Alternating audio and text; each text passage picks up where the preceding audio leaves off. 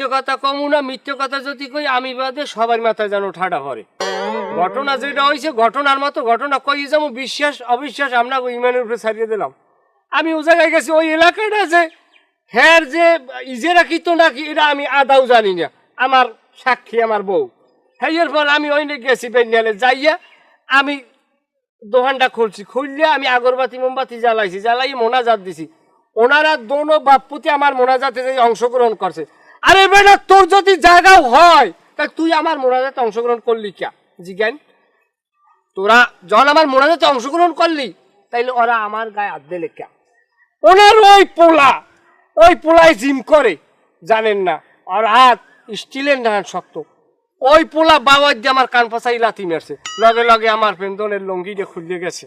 লঙ্গি খুললে যাবার পর আমি লঙ্গিটা উড়ে ক্যাল কোমরের দ্বারে গিডেছি, গিডানের পর এর মধ্যে দেই